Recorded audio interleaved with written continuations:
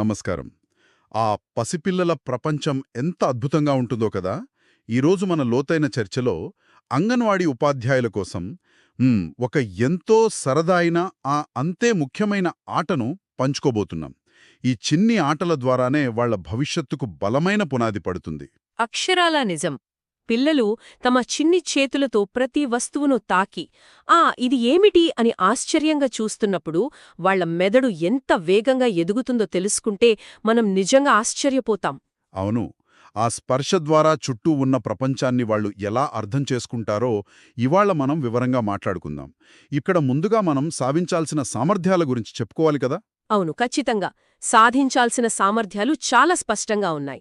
పసిపిల్లలు తమ చేతులతో వస్తువులను తాకి అవి మెత్తగా ఉన్నాయా లేక గరుకుగా ఉన్నాయా అని సులభంగా గుర్తించడం నేర్చుకుంటారు. అంటే చాలా తేలికపాటి విషయాల ద్వారానే వాళ్ల మెదడు వికసిస్తుందన్నమాట. సరిగ్గా చెప్పారు.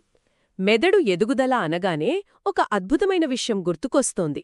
పిల్లలు కొత్త వస్తువులను తాకిన ప్రతిసారీ వాళ్ల మెదడులో కొత్త ఆలోచనల తీగలు అల్లుకుంటాయి.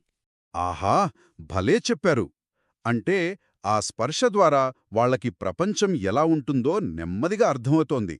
అందుకే ఈ అద్భుతమైన ఆటకు ఒక చక్కటి పేరు కూడా ఉంది. కృత్యం పేరు తాకి అనుభూతి చెందటం, గుర్తించటం, ఆకృతులను అర్థం చేసుకోవటం అండ్ సరిపోల్చటం. వినడానికే ఎంతో ఆసక్తికరంగా ఉంది. ఈ ఆట కోసం మనం పెద్దగా కష్టపడాల్సిన పనేలేదు. అస్సలు లేదు. మన ఇంట్లో ఆ చుట్టుపక్కల దొరికే చిన్న చిన్న వస్తువులు చాలు. ఈ ఆటకు మనకు కావాల్సిన వస్తువులేమిటంటే మెత్తటి బంతి, ఆ మట్టి బంతి, పక్షి ఈక, చిన్న రాయి, గరుకు కాగితం, మెత్తటి గుడ్డ, ఒక సంచి. కేవలం ఇవి ఉంటే సరిపోతుంది? ఇవన్నీ మనకి చాలా సులభంగా దొరికేవే కదా. అవును. కాని ఇక్కడే ఉపాధ్యాయుల పాత్ర చాలా ముఖ్యం. పిల్లలతో ఎంతో ఆప్యాయంగా, మృదువుగా మాట్లాడుతూ కథ చెబుతున్నట్లుగా ఈ ఆటను ఆడించాలి. ఖచ్చితంగా. అయితే వయసుల వారీగా చూద్దాం. ముందుగా వయసు 3-4 ఏళ్ల పిల్లల గురించి మాట్లాడుకుందాం.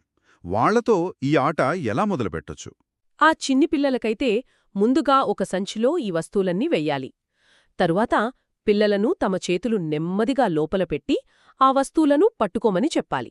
పట్టుకున్న తర్వాత అవి మెత్తగా ఉన్నాయో లేక గరుకుగా ఉన్నాయో గుర్తించేలా ప్రోత్సహించాలి గదా. అదే. అప్పుడు ఉపాధ్యాయులు చాలా ప్రేమగా పిల్లలు లోపల ఉన్నది మెత్తగా ఉందా అని చిరునవ్వుతో అడగాలి. వాళ్లు తెలుసుకున్నది అందరితో ఆనందంగా పంచుకునేలా చేయాలన్నమాట. అలా ఆ చిన్ని చేతులతో వస్తువులను పట్టుకుని వాళ్లు నవ్వుతూ సమాధానం చెబుతుంటే ఎంత ముద్దుగా ఉంటుందో. నిజమే. ఈ వయసులో వాళ్లకు కేవలం ఆ వస్తువు గరుకుగా ఉందా మెత్తగా ఉందా అనే అనుభూతి మాత్రమే ముఖ్యం. దాన్ని వాళ్లు బాగా ఆస్వాదిస్తారు. కాని వయసు పెరిగే కొద్దీ పిల్లల ఆలోచన విధానం మారుతుంది కదా. అవును. అందుకే వయసు 4-5 ఏళ్ల పిల్లలు దీన్ని ఇంకో మెట్టు పైకి తీసుకెళ్తారు. వారికి ఆట ఎలా ఆడించాలి? ఆ వయసు పిల్లలకైతే ఆకృతులను అర్థం చేసుకునే సామర్థ్యం పెరుగుతుంది. కాబట్టి వాళ్లకోసం వివిధ ఆకారాలు ఉన్న వస్తువులను ఆ సంచిలో వెయ్యాలి. అంటే సంచి లోపలున్న వస్తువు ఆకారాన్ని వాళ్లు చేతితో తాకి అనుభూతి చెందేలా చేయాలి. కళ్ళు మూసుకుని ఆ వస్తువు గుండ్రంగా ఉందా లేదా ఇంకోలా ఉందా అని వాళ్లు ఊహించాలి. భలే చెప్పారు. అంటే కేవలం స్పర్శతోనే మనసులో ఒక రూపాన్ని గీసుకుంటారన్నమాట. తర్వాత తరగతిలోని పిల్లలందరూ ఆ వస్తువులను సరిగ్గా గుర్తించి వారి పరిశీలనలు అందరితో పంచుకునేలా ఉపాధ్యాయులు ప్రోత్సహించాలి. ఇలా చెయ్యడం వల్ల వాళ్లలో ఆత్మవిశ్వాసం కూడా పెరుగుతుంది. ఈ ఆనందకరమైన ఆట ఆడుతున్నప్పుడు ఉపాధ్యాయులు ప్రధానంగా ఏం గమనించవచ్చు అన్నది కూడా మనం మాట్లాడుకోవాలి. అవును. ఏం గమనించవచ్చు అనే అంశం కింద చూస్తే పిల్లలు కొత్త వస్తువులను ఎలా వెతుకుతున్నారు, వాటిని ఎలా గుర్తుస్తున్నారు, ఆటలో వాటంతట వారే ఎంత చురుగ్గా పాల్గొంటున్నారు అనేది నిశితంగా గమనించాలి. ప్రతి చిన్న కదలికలోనూ వాళ్ల ఎదుగుదల మనకు కనిపిస్తుంది. ఆటలో వాళ్లు పొరపాటుగా ఏదైనా వేరే ఆకారం పేరు చెప్పినా సరే ఉపాధ్యాయులు నవ్వుతూ ప్రేమగా సరిదిద్దాలి. ఆ ఆప్యాయత వాళ్ల మనసుపై బలమైన ముద్ర వేస్తుంది. ఉపాధ్యాయుల ప్రేమపూర్వకమైన మృదువైన మాటలు పిల్లల ఎదుగుదలకు ఎంత ముఖ్యమో ఇది స్పష్టం చేస్తోంది. ఈ ఆట ద్వారా పసిపిల్లల మెదడు స్పర్శ ద్వారా ఎంత వేగంగా కొత్త విషయాలను నేర్చుకుంటుందో మనం తెలుసుకున్నాం. అవును.